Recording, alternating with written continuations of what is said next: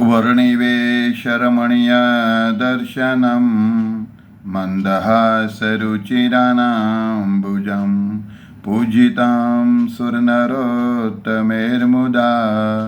धर्मनन्दनमहं विचिन्तये।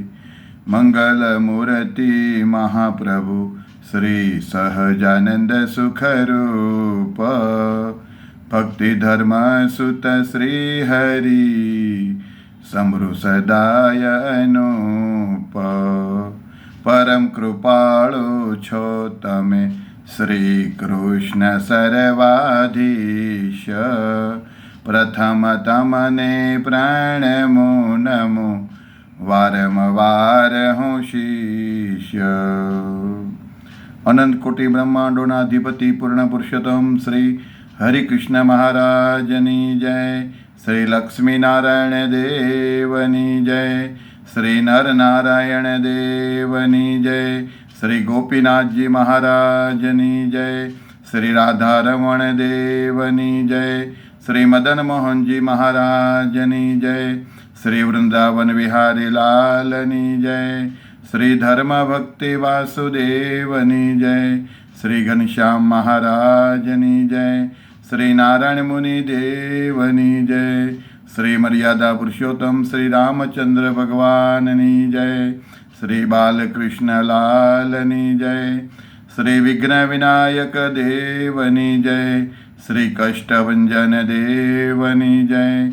ओम नमः पार्वती पते हर हर महादेव हर।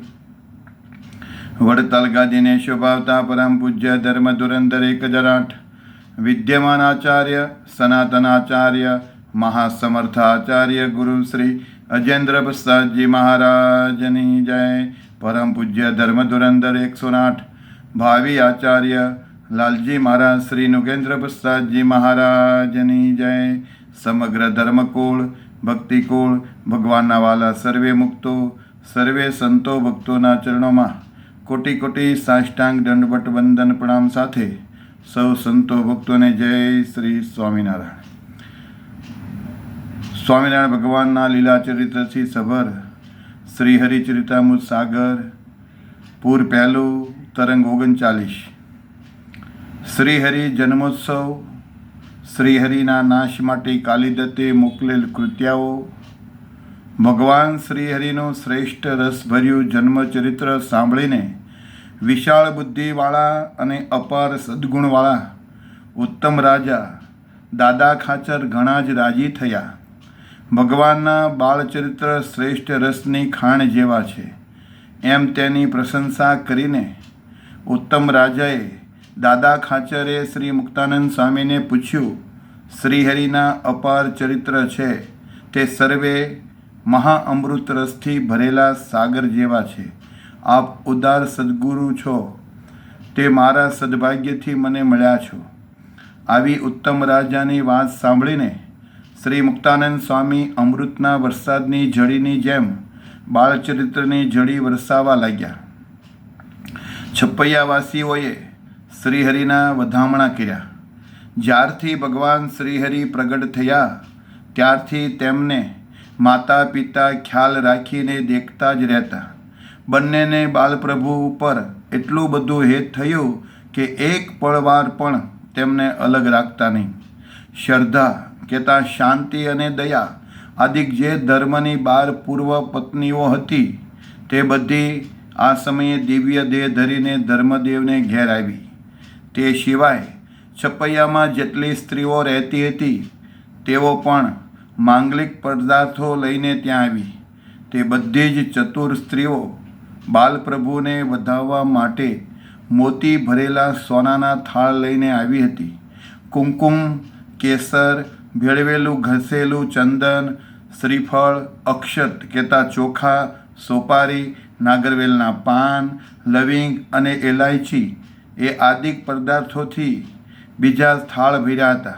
સૌના હૃદયમાં અતિશય ઉત્સાહ અને હર્ષ ભર્યો હતો। અપાર મંગળ ગીત ગાતી ગાતી તે બધી સ્ત્રીઓ ધર્મદેવના ઘરને દ્વારે આવી। તેઓ બાલપ્રભુને મંગળ દ્રવ્યોથી વધાવીને ઓવારણા લેવા લાગી, તેમજ મુખથી વારંવાર આશીર્વાદ ઉચ્ચારવા લાગી. શ્રીહરિના મુખના દર્શન કરવા છતાં આંખોને તૃપ્તિ થતી ન હતી અને મુખને જોયા વિના ક્યાંય ચેન પડતું ન હતું. તેઓ મુખથી બોલતી કે આ બાળક ઘણું જીવો, આ બાળક ઘણું જીવો.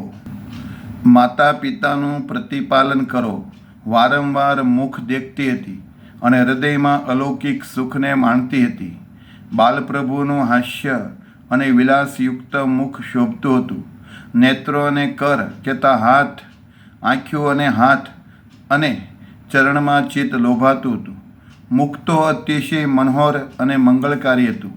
હે મુરારી, અમારું મંગળ કરજો એમ કહીને તે બધી સ્ત્રીઓ હૃદયમાં પરમ સ્નેહ સાથે પ્રભુની મૂર્તિને ધારીને પોતપોતાને ઘેર ગઈ. બાલશર્માના પુત્ર ધર્મદેવને તેનાથી અતિશય આનંદ થયો. તે સમયે વધામણાની નોબત કહેતા મોટું નગારું વાગતી હતું. શ્રેષ્ઠ દંદુભીનો ધ્વનિ પણ ગુંજતો હતો. ભેરી, ભૂંગળ અને શરણાઈના સૂર અપાર સંભળાતા હતા. સ્તુતિ અને ગીતોને સાંભળીને ધર્મદેવ હરખથી ગુલતાન થઈ ગયા. આજ શુભ અવસર આવ્યો છે એમ વિચારીને બ્રાહ્મણોને ઘણા બધા દાન આપ્યા. બ્રાહ્મણોનું સન્માન કર્યું, મનગમતા ભોજન જમાડ્યા, ખૂબ તૃપ્ત કર્યા, ખૂબ રાજી કર્યા અને ખૂબ દાન આપ્યું. પછી તેમને અપાર અન્ન, ધન અને વસ્ત્રો પણ ખૂબ આપ્યા. સોનાના સાજથી શણગારેલા મોટા હાથી અને અશ્વો કહેતા ઘોડા પણ ખૂબ આપ્યા. વિપ્રોને બ્રાહ્મણોને દૂધણી ભેંસો આપી અને શણગારેલી દૂધણી ગાયો પણ ખૂબ આપી. અને ઘીના ભરેલા મોટા ઠામ કહેતા પાત્ર બ્રાહ્મણોને ખૂબ આપ્યા. તે સમયે જે કોઈ પણ માંગણ આવ્યા હતા તે બધાને ધર્મદેવે જોઈતી વસ્તુઓ આપીને ખૂબ રાજી કર્યા. છપૈયાવાસી લોકોએ પોતપોતાના ઘરના દરવાજાને શણગાર્યા અને સ્ત્રીઓએ ત્યાં અપાર તોરણ બાંધ્યા. પછી તો માતા અને પિતા બાલપ્રભુના દિવ્ય ભાવને ભૂલી ગયા. સહજ સ્વભાવે તેમને પોતાના પુત્ર માન્યા અને મનુષ્ય ભાવ લાવીને તેમને લાડ લડાવવા લાગ્યા. ધર્મદેવ અને પ્રેમવતી પૂર્વની સ્મૃતિને ભૂલી ગયા. સ્વયં જાણીને કે અજાણમાં પૂર્વની સ્મૃતિને સ્વપ્ન જેવી ગણીને વર્તવા લાગ્યા. સુખ અને સંપત્તિ વધ્યા, દુઃખનું ભાન ભૂલાઈ ગયું. પ્રભુ પ્રગટ્યા એટલે બધી જ વિપત્તિ તણાઈ ગઈ. જે સત્યવાદી હતા તે સુખી થયા અને તેને દેખીને આસુરી લોકો ખૂબ દુઃખી થયા. કોલ કહેતા શક્તિપંથી, નાસ્તિક અને કુડાપંથી જે અસુરો હતા તે તો પોતાના મનમાં અતિ ઘણા જ દુઃખી થયા. આ સિવાયના ભૂમિ ઉપરના જે કોઈ અસુરો હતા કે જે દિન રાત દ્વેષ કહેતા વિરોધ કર્યા કરતા હતા તેને અશુભના સંકેતના રૂપમાં કેટલાક અપશુકન થવા લાગ્યા. તેમને વારંવાર ડાબા અંગ અને ડાબી આંખો ફરકવા લાગી. તેમને વારંવાર ખરાબ સપના આવવા લાગ્યા. તેમને સ્વપ્નમાં માથા વિનાનું પોતાનું ધડ દેખાતું. ઊંટ ઉપર બેસીને દક્ષિણ તરફ પોતે જતા હોય તેવું લાગતું હતું. આવા ઘણા બધા ખરાબ સપનાને દેખીને મનમાં ત્રાસી ગયા.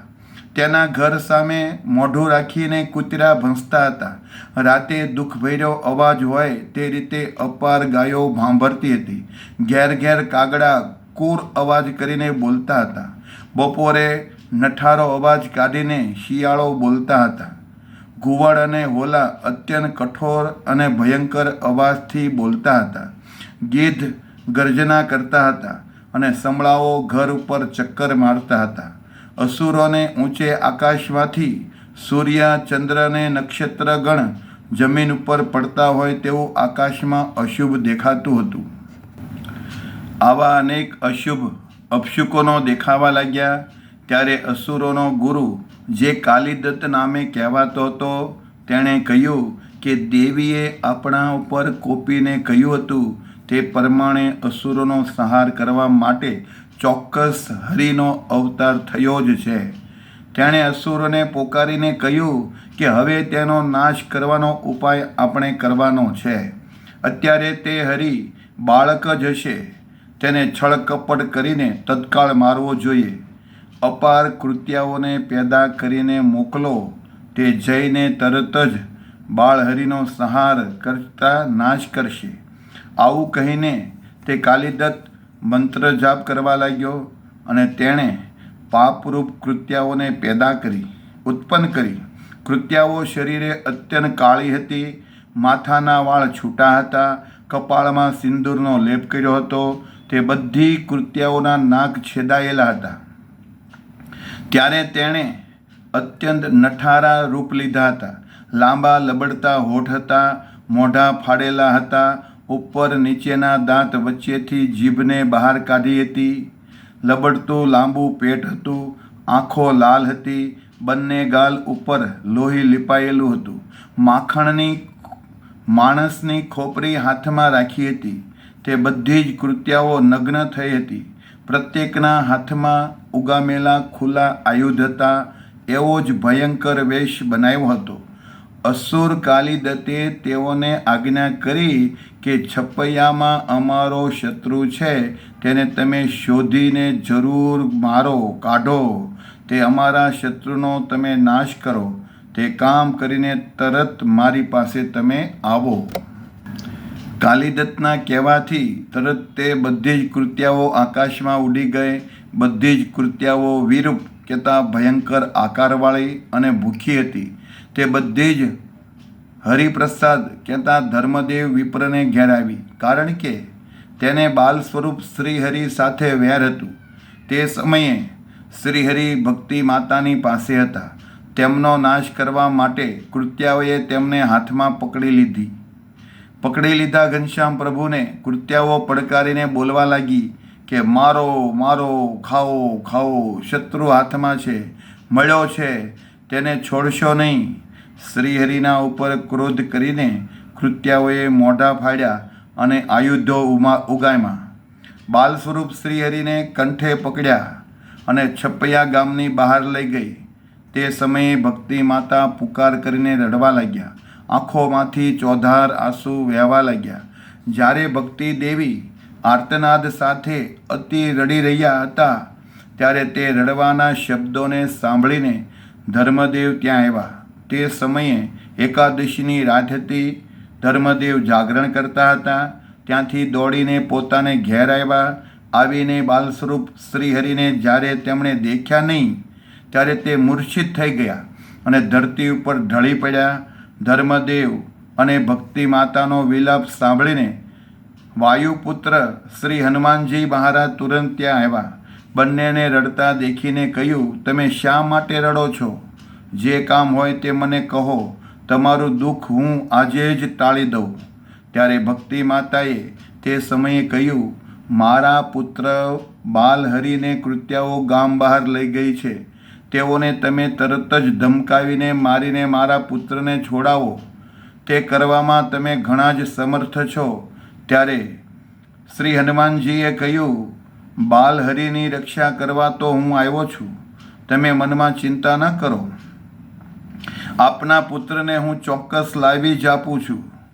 પોતાના ઈષ્ટદેવ સ્વામી શ્રી કૃષ્ણનું સ્મરણ કરો. અંતર્યામી પ્રભુ સૌને સુખી કરે છે. જે પ્રેમથી મારું વ્રત કરે છે, તેને કોઈ દિવસ કષ્ટ આવતું નથી. આટલું કહીને તત્કાળ શ્રી હનુમાનજી બાલ સ્વરૂપ શ્રીહરિને છોડાવવા ચાલ્યા. જ્યારે તેઓ ગામથી બહાર નીકળ્યા, ત્યારે તેમણે ત્યાં કૃત્યાઓના ઘણા ટોળાઓને દેખ્યા. ટોળાઓની વચ્ચે મહાસમર્થ બાલકૃષ્ણ પ્રભુને જ્યારે દેખ્યા, ત્યારે તેમણે ક્રૂર દ્રષ્ટિ કરીને તે કૃત્યાઓની સામે જોયું. તેથી તે બધી જ કૃત્યાઓ બળવા લાગી. પછી તેણે બાલહરિને ભૂમિ ઉપર ફેંકી દીધા અને મારો, મારો એમ પડકાર કરવા લાગી. તેટલી વારમાં તો ત્યાં વીર શ્રી હનુમાનજી પહોંચી ગયા. તેમને દેખીને કૃત્યાઓને ધીરજ રહી નહીં અને ભાગવા લાગી. ત્યારે અંજની પુત્રે પડકારીને કહ્યું, ઊભી રહો, તમારા કૃત્યનું ફળ હું આપું છું. આજ તમને કોઈને હું જીવતી છોડવાનો નથી. તમે બધી મનમાં એક નિશ્ચય કરો. અને આજ મારું પરાક્રમ દેખો. આટલું કહીને તેમણે તે સમયે જોરથી કૃત્યાઓના માથાના વાળ પકડ્યા. બળપૂર્વક પગની પાટુઓ મારીને જમીનમાં દબાવી દીધી. ત્યારે કૃત્યાએ હાથ જોડ્યા અને દિન આધીન થઈને બોલી, અમે આપના કરોડો અપરાધ કર્યા છે. હે મહાવીર, આપ અમને છોડી દો. હવે પછી ક્યારેય આ બાળકનું અમે લગારેક નામ પણ નહીં લઈએ. ફરીવાર આ ઠેકાણે અમે ક્યારેય નહીં આવી અને આ બાળકનું નામ પણ લઈશું નહીં. અમને છોડી દો. પગે લાગીને કહીએ છીએ, અમે ક્યારેય નજરે ચડશું નહીં. અમે ભાગીને દૂર રહીશું. અમારા અપરાધને આપ જરૂર માફ કરો. આવું બહુ કરગરી ત્યારે હનુમાનજીએ કૃત્યાઓને છોડી દીધી. વૈતરી અને કોટરા ઇત્યાદિ જે બાલગ્રહ કહેવાય છે તે કૃત્યાઓનો ગણ કહેતા ટોળું આવ્યો હતો.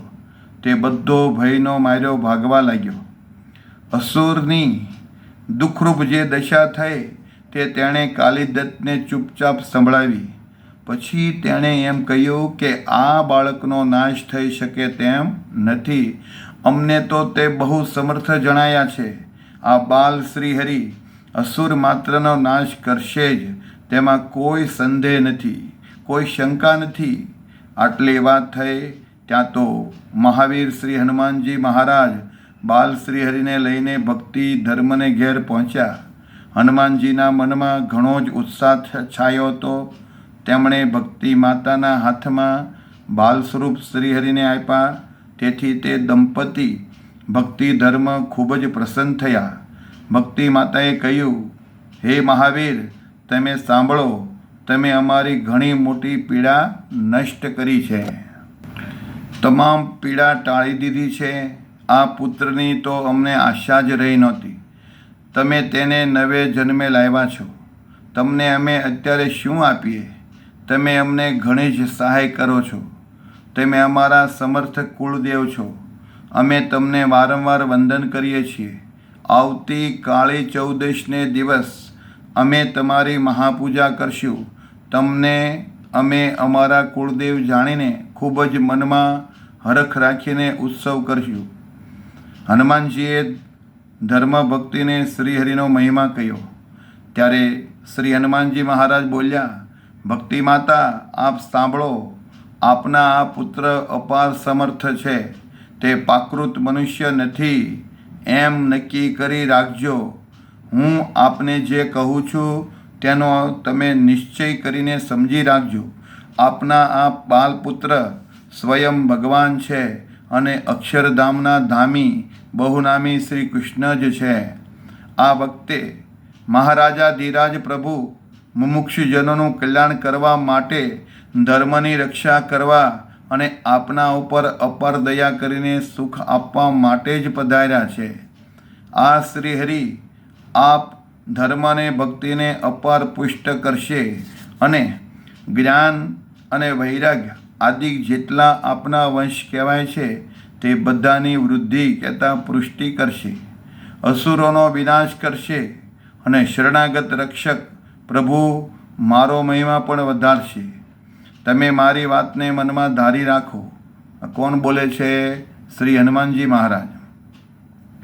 આ બાલહરિ અલૌકિક છે. અપાર લોકોનું હિત કહેતા કલ્યાણ કરશે અને ભય માત્રને ટાળી નાખશે. આટલું બોલીને મહાવીર શ્રી હનુમાનજી મહારાજ મૌન થઈ ગયા. તેમની બધી જ પીડા ટાળી દીધી અને પછી તુરંત તેઓ અદૃશ્ય થઈ ગયા. પ્રેમવતી ભક્તિ માતાએ તે બધું જોયું, બધું જ અનુભવ્યું. હૃદયમાં અતિશય આશ્ચર્ય થયું. આ ઘટનાને અલૌકિક સમજીને તેઓ આનંદમાં રહેવા લાગ્યા. ઇતિ શ્રી સહજાનંદ સ્વામી શિષ્ય સિદ્ધાનંદ મુનિ વિરચિત શ્રી હરિચરિતામૃત સાગરના પ્રથમ પૂરમાં શ્રીહરિ જન્મોત્સવ, શ્રીહરિના નાશ માટે કાલિદત્તે મોકલે કૃત્યાઓ અને મહાવીર શ્રી હનુમાનજી મહારાજે તે કૃત્યાઓનો પરાભવ કર્યો એ નામે 39મો તરંગ સમાપ્ત. સહજાનંદ સ્વામી મહારાજની જય.